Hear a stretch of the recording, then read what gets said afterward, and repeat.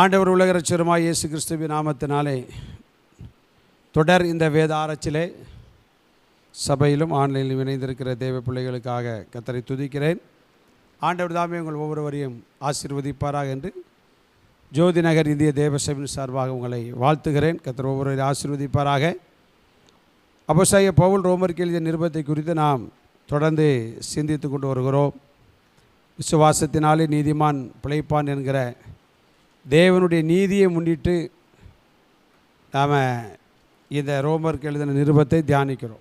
ரோமருக்கு எழுதின நிருபம் என்று சொன்னாலே தேவனுடைய நீதியினால் நமக்கு கிடைக்கிற ஆசீர்வாதங்களை நாம் விசுவாசிக்கும் பொழுது அது நமக்கு என்ன செய்யுது, கிடைக்கிறது. சோத்திரம். புதிய ஏற்பாட்டில் மட்டும் தேவனுடைய நீதிமானாக்கப்படுதல் என்கிற வார்த்தை புதிய ஏற்பாட்டில் மட்டும் 91 முறை வந்துள்ளது. அதில் பார்த்தீங்க அப்படின்னா 35 தடவை இந்த ரோமர் புஸ்தகத்தில் மட்டும் என்ன செய்யிருக்கு, எழுதப்பட்டிருக்கிறது. 35 முறை தேவ நீதிமானாக்கப்படுதல் என்கிற வார்த்தை. தேவ நீதியினால் அதனுடைய பொருளை தான் நீதிமானாக்கப்படுதல் என்பது அது தேவனுடைய நீதி. தேவனுக்கென்று ஒரு நீதி வைத்திருக்கிறார். தம் சொந்த இரத்தத்தை சிந்தி நம்முடைய பாவங்களை அவர் என்ன செய்தார், ஏற்றுக்கொண்டு. அல்லேலூயா, ஸ்தோத்திரம். அதைத்தான் இந்த ரோமருக்கு எழுதின நிருபம் முழுவதும் என்ன செய்கிறார், பவுல் அங்கே குறிப்பிடுகிறார். குறிப்பாக நம்ம 3 பகுதி என்று நம்ம ஏற்கனவே நம்ம பார்த்தோம். நாம் அறிந்து கொள்ள வேண்டிய உபதேச சத்தியங்கள், சிறைவேளையர் குறித்த தேவனுடைய சித்தம், நடைமுறை வாழ்க்கை என்கிற 3 தலைப்பு தான் இந்த ரோமருக்கு எழுதின நிருபம். சரி, அப்போ தேவனுடைய நீதியினால் ஒரு மனிதன் என்ன செய்கிறான், நீதிமானாக்கப்படுகிறான். வேறு ஒன்றுமே கிடையாது. அவருடைய நீதி சரியான நீதி. இந்த உலகத்தில் நீதியை நம்ம என்ன செய்ய முடியாது, பார்க்க முடியாது, எங்கே கண்டுபிடிக்க முடியாது. எங்கே தேடினாலும் நீதி என்பது இப்போ ஒரு அபூர்வமான காரியமாக என்ன செய்யுது, காணப்படுகிறது. நமக்கு விவரம் தெரியும், அன்றைக்கு இருந்த நீதிகளை இன்றைக்கு என்ன செய்யலை, இல்லை. நீதியை சொல்லவும் முடியாது. அப்படிப்பட்ட ஒரு காலத்துக்குள்ளாக வந்திருக்கிறோம். ஆனால் தேவனுடைய நீதி என்றைக்குமே ஒவ்வொரு மனிதனுக்கு என்ன செய்கிறது, தேவைப்படுது. தேவனுடைய நீதி தான் ஒரு மனிதனை நீதிமானாக்குகிறது. அல்லேலூயா. அதை தான் இந்த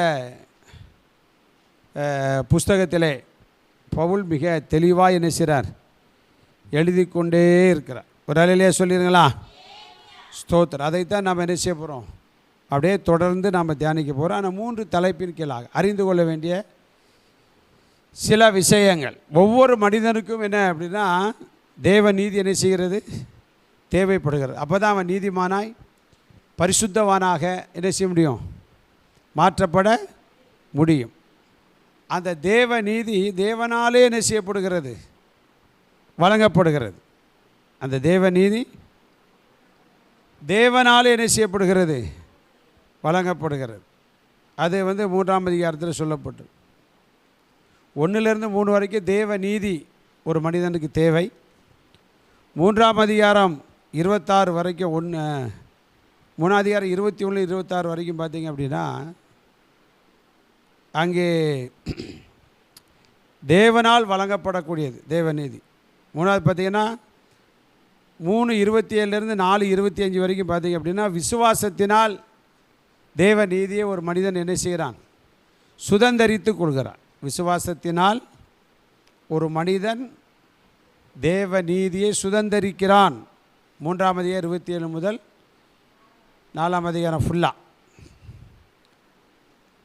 தேவ நீதியினால்தான் ஒருவன் தன் ஆத்துமாவை என்ன செய்கிறான், ஒரு உணர்வடைகிறான், உணர்ந்து கொள்கிறான். தேவ நீதி இல்லாமல் உணர்வு என்கிற ஒன்று நமக்கு என்ன செய்யாது, வராது. அதான் தேவ நீதியினால் ஆத்துமாவில் உணர்வு.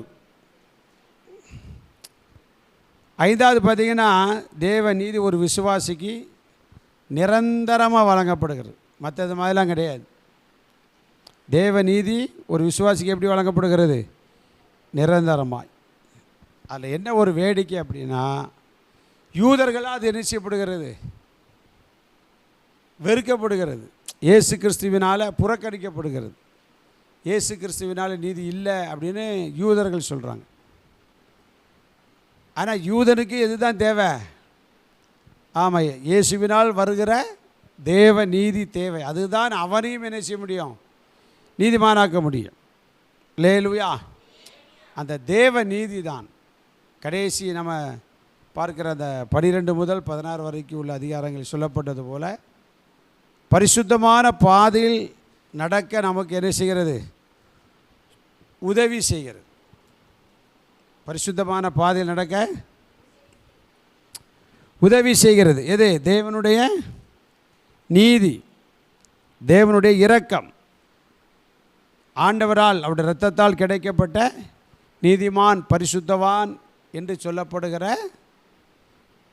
தேவ நீதி. தேவ நீதிக்குள் இதெல்லாம் அடங்கியிருக்கு. அல்லேலூயா.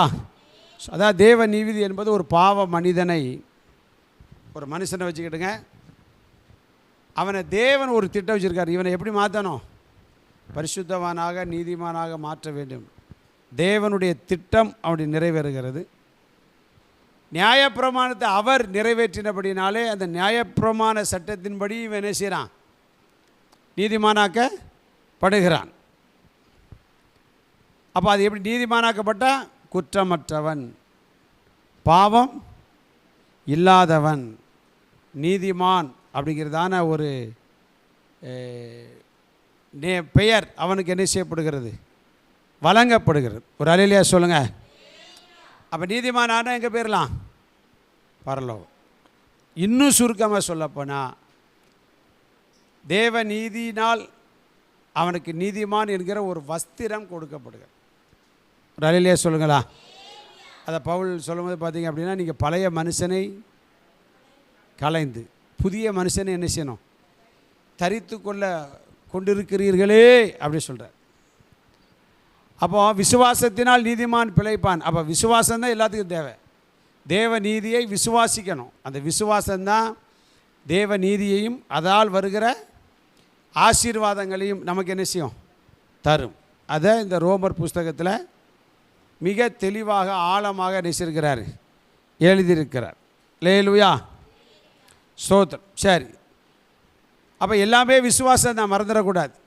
தேவநீதி, நீதிமானாக்கப்படுதல், பரிசுத்தவான், விலையேறப்பட்டவன், ரட்சிக்கப்பட்டவன், அபிஷேகம் பண்ணப்பட்டவன், தேவ மனிதன், என்ன பேர் வேணால் வச்சுக்கலாம். இது எதால் கிடைக்கும் அப்படின்னா தேவனுடைய, ஒரு அல்லேலூயா சொல்லுங்கள், இயேசுவுடைய நீதியினால் நமக்கு என்ன செய்யுது? கிடைக்கிறது. இயேசுவின் இரத்தத்தால் என்ன செய்யுது? கிடைக்கிறது. புறஜாதி சபையாருக்கு அதை தெளிவாக எழுதுகிறார். அப்போ இதை பார்க்கும்போது அந்த கண்ணோட்டத்தோடு, அந்த சிந்தையோடு இதை என்ன செய்யணும்? வாசிக்கணும். மனுஷன் அதை வேண்டாம்ங்கிறான்.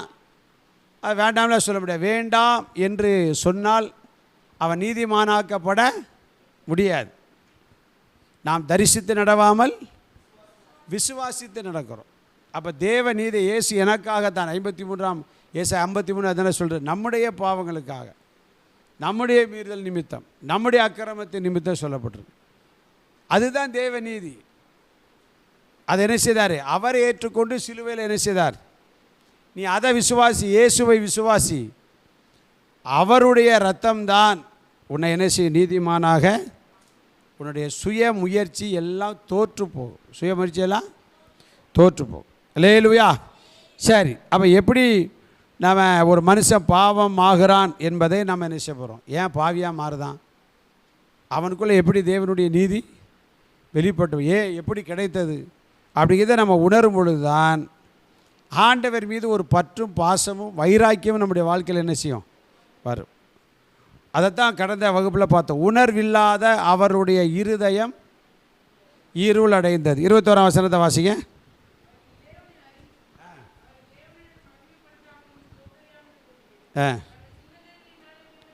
நான் ஏற்கனவே உங்கள்ட்ட சொன்னேன், இந்த முதல் 3 அதிகாரங்கள் வந்து நமக்கு எதை குறிக்குதுன்னா, நம்ம அறிந்து கொள்ள வேண்டிய சில சத்தியங்கள். நாம் யார், எப்படி இருக்கிறோம், நம்ம குணாதிசயம் எப்படி இருக்கிறது, தேவனுடைய குணம் எப்படி இருக்கிறது என்பதெல்லாம் நம்ம என்ன செய்யணும்? முதல்ல சில பேர் அதை அறிவதில்லை. அதை அறிந்து கொள்ளாதபடினாலே தான் பவுல் சொன்னார், அவர் அறிகிற அறிவின் மேன்மைக்காக. அதான் உபதேச சத்தியங்கள் பிரிச்சிருக்காங்க. முதல் 8 அதிகாரங்கள், முதல் 8 அதிகாரங்கள் சோத்திரம். உபதேச சத்தியங்கள் அப்படின்னா நமக்கு உபதேசம் பண்ணுறது. மனுஷன் இப்படி நினைக்கிறான், தேவன் இப்படி நினைக்கிறார். தேவன் இவ்விதமாகத்தான் உன்னை என்ன செய்கிறார்? நீதிமானாக்க விரும்புகிறார். உன்னை நீதிமானாக்கினார். மனுஷ நீதியை என்ன செய்யக்கூடாது? பெரிதாக நினைக்கக்கூடாது, நம்பக்கூடாது. அல்லேலூயா. சரி, இங்கே பாருங்கள், அவர்கள் தேவனை அறிந்தும் தேவன் என்று மகிமைப்படுத்தாமல் ஸ்தோத்தரியாமலும் இருந்து தங்கள் சிந்தனைகளினாலே, அப்போ சிந்தனையில் என்ன ஆகிட்டாங்க? குழப்பவாதி ஆகிட்டாங்க. அவருடைய சிந்தை அவர்களை கெடுத்தது. யூதருடைய சிந்தை அவர்களை என்ன செய்தது? கெடுத்தது. தவறான எண்ணங்கள். ஏசு யார்? யோசேப்புடைய மகன், அந்த ஆசாரி தானே. அவனுடைய சிந்தை எப்படி மாறிட்டு தவறாய் இயேசுவை குறித்த யூதாஸ் விழுந்து போவதற்கு காரணம் அதுதான். ஏன் விழுந்து போனா? இயேசுவை காட்டி கொடுத்தா 30 வெள்ளி காசு நமக்கு என்ன செய்யும்? கிடச்சிரும். இயேசுவை யார் பிடிக்க? அவர் அப்படியே மறைஞ்சு போயிடுவார். கொஞ்சம் நேரம் கழித்து நம்மகிட்ட என்ன செய்வார்? வந்துடுவார். பணத்துக்கு பணம். இயேசுநாதருக்கு அவன் ஒரே கல்ல மாங்கான்னு நினச்சான். ஒரே கல்ல ஒரு மாங்காய் கூட கிடைக்கல, செத்துலாம் போனான். அல்லேலூயா. சோத்திரம். ஆண்டோடைய நான் மகிமைப்படுவதாக. அப்போ சிந்தனையில் என்ன செய்யக்கூடாது? வீணர் ஆகக்கூடாது. எதனால் வீணர்? உணர்வில்லாத அவருடைய இருதயம். அப்போ நம்ம உணர்வு இருக்க வேண்டும். தேவனை அறிஞ்சாச்சு. அப்போ அவரை என்ன செய்யணும்? அப்போ செய்ய வேண்டியதை செய்யாததுனாலே பாவியாக என்ன செய்யப்படுகிறான்? தேவ நீதி மாறலை. இயேசு கிறிஸ்து சிந்திய அந்த இரத்தத்தினுடைய வல்லமை மாறவில்லை. தேவ நீதினா அவர் தம்முடைய சொந்த குமாரனை அனுப்பி ரத்தம் சிந்தி பாடு சகித்து மரித்து உயிர்த்தெழுந்து தேவ நீதியை உண்டாக்குறார். இயேசு கிறிஸ்துவ ரத்த சகல பாவங்களை நீக்கி நம்மை, இது தேவ நீதி.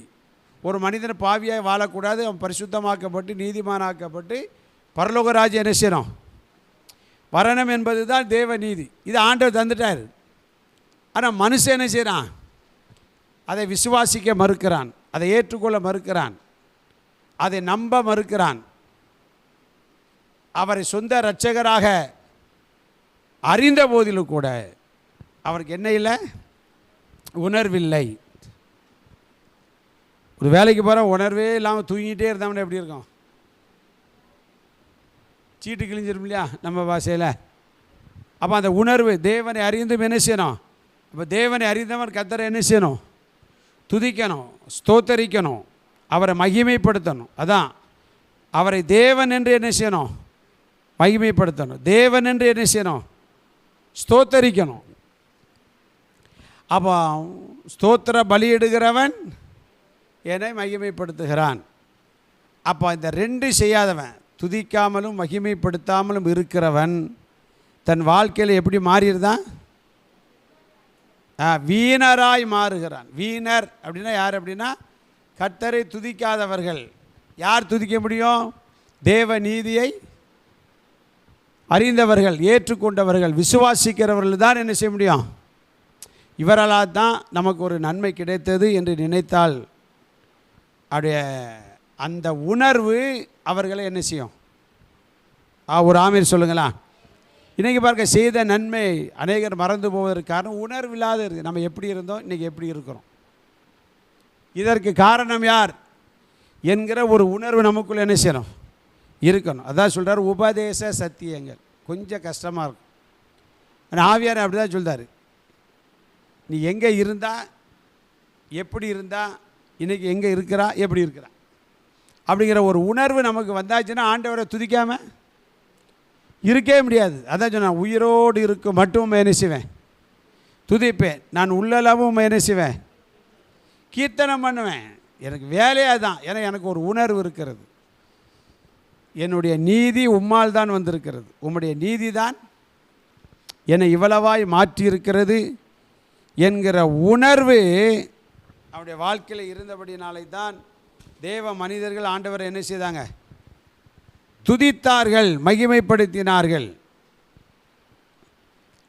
என்ன செய்தாங்க? துதித்து தேவனை என்ன செய்தாங்க? மகிமைப்படுத்தினார்கள். கர்த்தருடைய நாமம் மகிமைப்படுவதாக. அப்போ தேவ நீதியை உணர்கிறவர்கள் கர்த்தரை என்ன செய்வாங்க? துதிப்பார். அது மாத்திரம் நாங்கள் தொடர்ந்து வாசிக்கிறோம், அவருடைய இருதயம் இருளடை. அப்போ இருதயம் இருளடைந்தால் இப்போ கண்ணை மூடிட்டோம், இப்போ லைட் இல்லைன்னா எப்படின்னு தெரியும்? ஒன்றுமே தெரியாது, இருட்டாக தான் இருக்கும். இன்றைக்கி சில பேருக்கு ஆவிக்குரிய பாதை எப்படி தான் இருக்குது? ஏதோ போகிற போக்கில் என்ன செய்வோம்? ஆமென். இப்படி போக முடியுமா அப்படின்னா முடியாது. அந்த உணர்வு நமக்கு இருந்தால் தான். நாங்கள் முன்னாடி முழுரை ஜெபம் போகும்போது பார்த்திங்கன்னா சில நேரம் அமாவாசையாக இருக்கும், சில நேரம் பௌர்ணமியாக இருக்கும். பௌர்ணமியில் எப்படி செய்யலாம்? கொஞ்சம் நிலா வெளிச்சருக்கு போயிடலாம். அமாவாசையில் இருட்டாக இருக்கும். ஒரு உணர்வோடு தான் போகணும். அந்த உணர்வை விட்டாச்சுன்னா பொத்தடின்னு கீழே வந்துடுவாங்க. அந்த முன்னாடி போகிற அந்த ஒரு ஆள் வண்டி முன்னாடி போகுது அப்படின்னா அந்த உணர்வு அவரை ஃபாலோ பண்ணியே போகணும். இருளிலே ஒரு வெளிச்சம் பற்றியெல்லாம் அதில் போகணும். அப்படி உணர்வு இல்லை அப்படின்னா பொத்தடின்னு நினைச்ச வேண்டியதுதான். அப்படி அநேக நேரம் நினைச்சிருக்கிறாங்க, விழுந்திருக்கிறார். அநேகருடைய விழுகைக்கு காரணமும் உணர்வில்லாத, என்ன சொன்னாலும் அவங்க காதில் என்ன செய்யாது, ஏறாது. ஏன்னா உணர்வு. ஆனால் அங்கே அடுத்த வசனம் வாசிக்கிற 22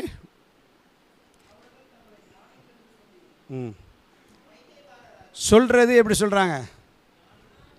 ஒரு மனிதனுடைய மைண்டு இருளாயிட்டு அப்படின்னா அவன் பைத்தியக்காரன், அப்படி தானே? ஆனால் அவன் என்ன சொல்கிறான்? தன்னை அவன் எல்லாம் எங்களுக்கு தெரியும்ப்பா. இயேசுவை பற்றி சொன்னால் எல்லாம் தெரியும் சார் அப்படிப்பா.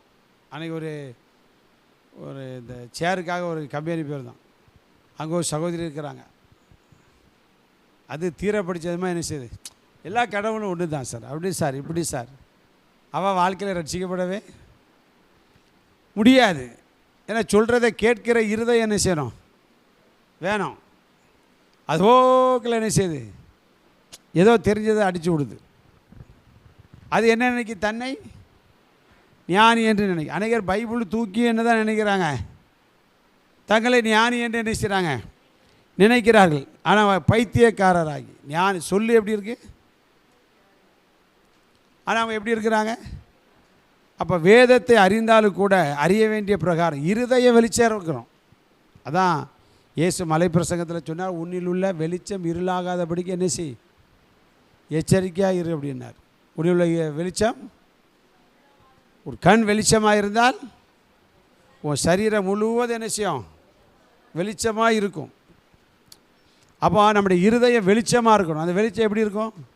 எந்த மனுஷனும் பிரகாசிக்கிற அந்த இயேசு நம்முடைய இருதயத்தில் இருக்கணும். அதுதான் இயேசுனா தேவ நீதி. தேவ நீதினா நீதிமானாக்கப்படுதல். நீதிமானாக்கப்படுதல்னா பரலோகம். ஆமென். கர்த்தருடைய நாமம் மகிமைப்படுவதாக. அதனால் பைத்தியக்காரனாக மாறிட்டான். இருதயம் இருளடைந்தது. ஏன்னா ஆண்டவரை துதிக்கலை, ஜோமனவே மாட்டான், துதிக்கவே மாட்டான், ஜெபிக்கவே மாட்டான். அப்படி இருதயம் என்ன செய்கிறோம்? இருளடைந்து விடும். ஏன்னா பவுலுக்கு அந்த சபைக்கு போய் பிரசங்கம் பண்ண முடியலை. அதனால் அவர் கடிதத்தின் மூலமாகவே அவர்களுக்கு என்ன செய்தார்? எழுதுகிற உணர்வு இல்லாமல் இருந்துறாங்கப்பா, உங்களுடைய இருதயம் என்ன செய்திடும்? இருளடைந்துடும். இருளடைஞ்சால் என்ன செய்யும் அப்படின்னா, ஒரு கஷ்டத்தில் ஒருத்தர் இருக்கான்னு வைங்களாம், அவன்கிட்ட போய் யார் என்ன சொன்னாலும், இதில் இன்னொரு விதத்தில் பார்ப்பேன், ஒருத்தன் வியாதிப்பட்டான், யார் என்ன சொன்னாலும் என்ன செய்வான்? இப்படி செய்து பார்ப்போம், அப்படி செய்து பார்ப்போம். இப்போ எல்லா பக்கமும் சுகர், நீங்கள் இந்த கஷாயத்தை குடிச்சு பாருங்களாம், ரைட்டு. அப்புறம் அடுத்த இந்த மாத்திரை சாப்பிடுங்க, அப்படியா கொண்டாங்க. ஏன்னா அவனுக்கு எப்படி ஆகிட்டு அப்படின்னா, வியாதி என்கிற ஒன்று அவன் இருதயத்தை என்ன செய்யிட்டு இருளாக்கிட்டு, எதை சொன்னாலும் யார் சொன்னாலும் என்ன செய்வான்? நம்ம தான் செய்வான். இல்லை ஒரு குருடனை கூப்பிட்டு போகிறோம் அப்படின்னா நம்மளாக பார்த்து கரெக்டாக கூப்பிட்டு போனால் தான் உண்டு. அவனுக்கு என்ன செய்யாது? கண் இருளாகி போயிட்டு. அதேபோல் இருதயம் இருளாக்கப்பட்டவன் அவன் என்ன நினைக்கிறான்? நினைப்ப பாருங்கள், தன்னை ஞானி என்று நினைக்கிறான். ஆனால் எப்படி இருக்கிறான்? பைத்தியக்காரன். நான் வாசிங்க, அழிவில்லாத தேவனுடைய மகிமை வாசிக்கமா. அழிவுள்ள மனுஷர்கள், பறவைகள், மிருகங்கள், ஊரும் பிராணிகள், ரூபங்களுக்கு என்ன செய்தாங்க? இது உலகத்தான். நம்ம ஆட்களே என்ன செய்கிறதான்? மாற்றிடுதான். பார்த்தீங்களா? உலகத்தான அப்படி தான் இருக்கான். ரட்சிக்கப்பட்ட சபைக்கு எழுதுகிறார். நீங்கள் இதில் வந்து என்ன நினச்சிங்கன்னா, நாம் பொதுவாக உலகத்தான் நினைப்போம். நம்ம ஆட்கள் தான் இருக்கிறார். ரட்சிக்கப்பட்ட ஒரு கூட்டத்தை தான், ஒரு சபையை தான் செய்கிறாரு. இப்படி இருந்தாங்களா? அப்படின்னா இருந்தாங்கல்ல. மாட்டை கும்பிட்டவன் யார்? நம்மால் தான். மாடை முத கும்பிட்டவன் யார் தான்? இஸ்ரவேல் ஜனங்கள் வந்து மோசே மலைக்கு போன மோசைக்கு என்ன ஆச்சோன்னு சொல்லி என்ன செய்தான்? கண்ணுக்குட்டியை உண்டாக்கி என்ன செய்தான்? இவன் தான் ஆரம்பித்தான். இவன் தான் என்ன செய்தான்? அதான் உணர்வில்லாத அவருடைய இருதயம் இருளடைந்தது. அழிவில்லாத தேவனுடைய மகிமை கொண்டு வச்சிட்டாங்க. மனுஷர்கள், பறவைகள், மிருகங்கள், ஊரும் பிராணிகள் ஆகிய இவைகளுடைய ரூபங்களுக்கு என்ன செய்தாங்க? மாற்றிட்டாங்க. மனுஷனை கும்பிட ஆரம்பிச்சிட்டாங்க. ராயப்பர், சின்னப்பர், அருளப்பர், முடியப்பர், என்ன ராணிஸ்ட் அப்படி தானே ஒரே அப்பர் லிஸ்ட்டை போட்டு இவங்களை எப்படி மாற்றிட்டாங்க? ஆனால் எந்த அப்பரும் என்ன கும்பிடுன்னு என்ன செய்யலை? ராயப்பரும் சொல்லலை, பவுல் என்ற சின்னப்பரும் சொல்லலை, ஸ்தேவான் என்ற முடியப்பரும் என்ன செய்யலை சொல்லலை, பேதர் என்ற ராயப்பரும் என்ன செய்யலை. அவங்களாம் இயேசுவை கட்டினா இவன் என்ன செய்தான்? இந்த அப்பருக்குள்ளே என்ன செய்யிட்டான்? மனுஷரை கும்பிட ஆரம்பிச்சிட்டான். மாட்டை கும்பிட ஆரம்பிச்சிட்டான். அதை தேவன் என்ன செய்தார்? இது நிமித்தவுடைய இருதயத்துள்ள இச்சைகளினால் ஒருவரோடு ஒருவர் தங்களுடைய சரீரங்களை அவமானப்படுத்தத்தக்கதாக ஆண்டவர் ஒப்பு கொடுத்துட்டார். எதுக்கு? அசுத்தமான காரியங்களுக்கு சொல்லி பார்த்தாரு, கேட்கலன்னு என்ன செய்வார்? ஒப்பு கொடுத்துருவார். போயிட்டு வா, இனி நீனா பட்டு என்ன செய், திருந்துன்னு விட்டுருவார். சில பேர் ஆண்டவர் கையை கழுவிடுவார், போராடி பார்ப்பார். ஒரு குறிப்பிட்ட ஸ்டேஜுக்கு பிறகு என்ன செய்வார்? யூதாஸ்ட கடைசி வரைக்கும் போராடினார். உங்களில் ஒருவன் என்ன செய்ய வைக்க போகிறான்? காட்டி கொடுக்க போகிறான். உங்களில் ஒருவன் என்ன செய்ய போகிறான்? உங்களில் ஒருவன் என்ன செய்ய போகிறான்? ஆனால் அவன் எல்லோரும் ரவி நானும் அவனும் கேட்கான். யார்? 30 வெள்ளிக்காசு வாங்கினவனு கேட்க, நானும் இதுதான் ராஜா. அப்பமும் அவனுக்கு என்ன இல்லை? உணர்வில்லை. அதனால் ஆண்டவர் என்ன செய்தார்? அவர்களை அசுத்தத்திற்கு. அப்போ ஆண்டவரை துதித்தால் பரிசுத்தத்திற்கு ஒப்பு கொடுப்பார். ஆண்டவரை துதிக்க மறந்தால் அசுத்தத்திற்கு ஆண்டவரே என்ன செய்வார்? ஒப்பு கொடுத்துவார். ஏன் அப்படின்னா அவன் அதை தான் விரும்புகிறான். வசனத்துக்கு கீழ்ப்படிய மாட்டேங்கான், பாஸ்டருக்கு கீழ்ப்படிய மாட்டேங்கான். வசனத்தை பேசுகிற விசுவாசிகளுக்கு, பெற்றோருக்கு, உடன்பிறப்புகளுக்கு என்ன செய்ய மாட்டேங்கான். அவன் இவங்களை பைத்தியக்காரன் நினைக்கான். யார? தேவ பிள்ளைகளை. ஆனால் வசனம் சொல்லுது அவர்கள் பைத்தியக்காரர் ஆகிட்டாங்க. யார்? அறிந்தும் தேவனை அறிந்தும் அழிவில்லாத தேவனுடைய மகிமை. தேவனுடைய மகிமையை ஒருவனும் ஒரு காலம் என்ன செய்ய முடியாது? அழிக்க முடியாது. இவன் அழிந்து போகிற மிருகங்களை கொண்டு என்ன செய்யிட்டான்? புதைச்சி வச்சுருக்கான். அதான் கொரிந்து சபையில் வச்சு பார்த்தீங்களா, நான் பவுலை சேர்ந்தவன், நான் அப்போலோவை அந்த கோஷ்டி சேர்ப்பே இருக்கக்கூடாது. அல்லேலூயா. நாம் எல்லாரும் கிறிஸ்துவை சேர்ந்தவர்கள்.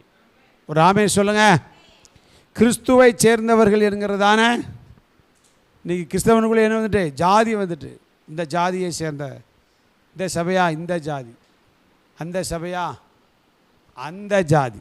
Praise the Lord. இந்த சபை அப்படி இருக்கு. ஸ்தாபனங்கள் அப்படி மாறிட்டு, சபைகள் அப்படி மாறிட்டு, தேவன் அவர்களை எதுக்கு ஒப்பு கொடுத்துருவார்? அசுத்தத்திற்கு ஒப்பு கொடுத்துருவார். அவன் என்ன செய்ய மாட்டான்? மனம் திரும்பவே முடியாது. ஏன்னா அவரே ஒப்பு கொடுத்துரு, போய் தொலை அப்படின்ட்டு. கடைசியில் பற்றியில் யூதாசன் ஆண்டு கொண்டு தூக்கு போட்டு தலை குப்புறம் விழுந்து வயிறு வெடித்து குடல் சரிந்து அவுட். தேவன் ஒப்பு கொடுத்த பின்பு என்ன செய்ய முடியாது? ஒன்றுமே செய்ய முடியாது. அதான் சொல்கிறேன், தேவனுடைய சத்தியத்தை அவர்கள் பொய்யாக மாற்றி எதை மாற்றுறாங்க? வசனத்தை எப்படி மாற்றிருந்தாங்க? பொய்யாக மாற்றி. இன்றைக்கி நிறைய ஊழியக்காரங்க அதில் தான் ரொம்ப தீவிரமாக இருக்காங்க. ஒரு ஆள்னா சாவே கிடையாது அப்படிங்கிறார். ஒரு ஊழியக்காரர் என்ன சொல்றாரு? சாவே கிடையாது அப்படின்ட்டு. நிறைய ஊழியக்காரங்க இப்போ கிருபையை பேச ஆரம்பிச்சிட்டாங்க. கிருபை, நம்ம என்ன பாவம் செய்தாலும் கிருபை என்ன செய்யுது? அதைத்தான் எழுதுகிற. சத்தியத்தை அவர்கள் எப்படி மாற்றிட்டா பார்த்தீங்களா? இப்படி தான் மாற்றுறது. சத்தியத்தை எப்படி மாற்றுறது?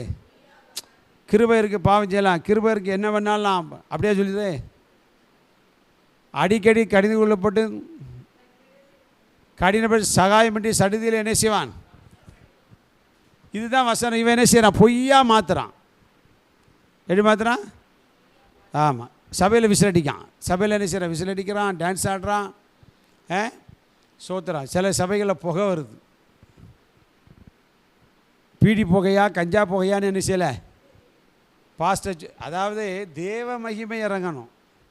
ஒரு அலையிலே சொல்லுங்கள். வசனத்தை கேட்ட யாவர் மீது யார் இறங்கினா? ஆவியானவர் என்ன செய்ய மகிமையாய் இறங்கினார். இங்கே என்ன செய்யுது? ஏறுது புகை. என்ன செய்யுது? வசனம் என்ன செய்யுது? பாடும்போது துதிக்கும் போது ஆவியில் நிரம்போது மகிமை என்ன செய்யணும்? இறங்கணும். இங்கே என்ன செய்யுது? புகை. கடைசியில் அது எப்படி தான் போயிடும்? புகையாகவே போயிடும். ஆமென். புகை எப்படி காணாமலே என்ன செய்கிறோம்? லேலுயா, ஸ்தோத்திரம். புகை, ஸ்தோத்திரம். சபையை பார்த்தீங்கன்னா சினிமா தேட்டர் மாதிரி இருக்குது. இன்றைக்கி சபைகள் என்ன செய்யுது? அன்றைக்கி ஒரு சர்ச்சை போட்டால் ஃபுல்லாக இப்படி இருக்குது. இந்த மாதிரி கருப்பு மேட்டாக ஒட்டி வச்சுருக்காங்க. ஆமென். கருப்பு மேட்டு எதுக்கு? அப்போ தான் லைட்டிங் போடும்போது எப்படி இருக்கு? சும்மா சிக்கு சிக்கு சிக்குன்னு என்ன செய்யும்? எங்கே சினிமா என்ன செய்யுது? சினிமா தேட்டரில் தான் திரையில் படம் தெரியும். மக்கள் எல்லோரும் என்ன செய்வாங்க? அதெல்லாம் மக்களுக்கு ஒரு அடையாளம். மூதேவி அதை பார்த்தனே எதுக்குள்ளே தான் இருப்பான்? இருளுக்குள்ளே தான் இருப்பான். நம்ம ஒரு காலத்தில் அப்படி தானே இருந்தோம். எங்கள் ஊரில் டூரிங் டாக்கீஸ் திரை மட்டும்தான் வெளிச்சிருக்கோம். படம் போட ஆரம்பித்த உடனே நம்மளை எல்லாத்தையும் எதுக்குள்ளே வச்சுக்கிடுவான். அப்போ அந்த உணர்வு நமக்கு வேணும். சினிமா பார்த்தா எதுக்குள்ளே இருப்போம்? இருட்டுக்குள்ளே தான் செய்வோம். இன்றைக்கி சினிமா தேட்டரில் இப்போ எப்படி இருக்குன்னு தெரியாது. இப்போ சபை எப்படி இருக்குது? பாஸ்டர் வந்த உடனே டஸ் அப்படி இருட்டாது பயங்கர செய்யுது. பாஸ்டர் மட்டும் என்ன செய்தார்? அப்போ அந்த சபையின் அர்த்தம் என்ன? நான் மட்டும் வெளிச்சத்தில் இருக்கேன், நீங்களாம் எங்கே இருக்கீங்க? ஆமென். சொல்லுங்கள் அல்லேலூயா. அன்றைக்கெல்லாம் சபை வெளிச்சமாக இருக்குன்னு நினைத்த காலங்கள் போய் இங்கே வாசிக்கிற சத்தியத்தை அவர்கள் பொய்யாக மாற்றுறது. பெரிய ஊழியக்காரர் சொல்கிறார். என்ன சொல்கிறாரு? சத்தியத்தை நம்ம காண்கிறது வியாதி, காணாதது சுகம் அப்படிங்கிறார். பெரிய ஊழியக்காரர் பப்ளிக்காக பேசுகிறார். அதை கேட்க ஆயிரக்கணக்கான பேர் என்ன செய்கிறாங்க? அவர் பரலோக ராஜ்யத்தை நித்திய வாழ்க்கையை குறித்து பேசுகிறாரு பவுல். ஆனால் அந்த சத்தியத்தை எப்படி மாற்றுறாங்க? பொய்யா. அதான் தந்திரமாக நைஸா. ஆமென். ரொம்ப கவனமாக நாம் என்ன செய்யணும்? வேத தியானத்தில் நமக்கு தேவ நீதியை நாம் என்ன செய்யணும்? இது தேவ நீதி அல்ல. சத்தியத்தை சத்தியமாக பேசணும். அதுதான் தேவனுடைய நீதி. பவுல் தான் சொன்னால், மனுஷரையா தேவனை யாரை நாடி போதிக்கிறேன். அப்போ போதனை என்பது தேவனை நாடி இருக்கணும். ராணி சிஸ்டருக்கு பிடிக்கும் அப்படிங்கிறக்காக பேசக்கூடாது. அவங்களுக்கு பிடிச்சாலும் சரி, அதை பற்றி பிரச்சனை கிடையாது. சத்தியம் இது தான். ஒரு ஆமீன் சொல்லுங்கள். அல்லேலூயா. அப்போ சத்தியத்தை பொய்யாய் மாற்றுகிறபடினாலே என்ன நடந்தது? சிருஷ்டியை தொழுது சேவிக்கிறாங்க. எதையாவது ஒன்று அவங்க என்ன செய்கிறாங்க? உருவாக்கி அவர்களுடைய கற்பனையின்படி என்ன செய்தாங்க? சிருஷ்டியை சர்ச்சை தொட்டு தொட்டு கும்பிடுவான். பாஸ்டரை தொட்டு தொட்டு கும்பிடுவான். பாஸ்டருக்கு மாலை என்ன, கொட்டு மேலம் என்ன, பிரிசலான். சிருஷ்டியை என்ன செய்தான்? தேவனால் படைக்கப்பட்ட மனிதர்களை சேவித்தார்கள். ஆனால் அவர் எழுதுகிறாரு, அவரே இயேசுவே என்றென்றைக்கும். நம்ம எப்போதுமே எல்லாருமே யாரை உயர்த்தணும்? இயேசுவைத்தான். அதனால் ஆண்டவர் பார்த்தார். ஆண்டவர் கேட்காங்களா? ஏன் ஆண்டவர் தான் எல்லாம் செய்வார் பாருங்க, மனுஷன் பாவத்துக்குள்ளே கேட்காமனா அறிந்து அவன் செய்யலை. அதனால் ஆண்டவர் அவன் என்ன செய்தார்? விட்டுட்டார். சத்தியத்தை பொய்யாய் மாற்றினபடினாலும் என்ன செய்தார்? விட்டுட்டார். கர்த்தருடைய நாமம் மகிமைப்படுவதாக. அதான் சொல்லப்பட்டு, இது நிமித்தம் தேவன் அவர்களை பாருங்கள், மனுஷன் என்ன பாவம், இழிவான இச்சை ரோகங்களுக்கு ஒப்பு கொடுத்தார்.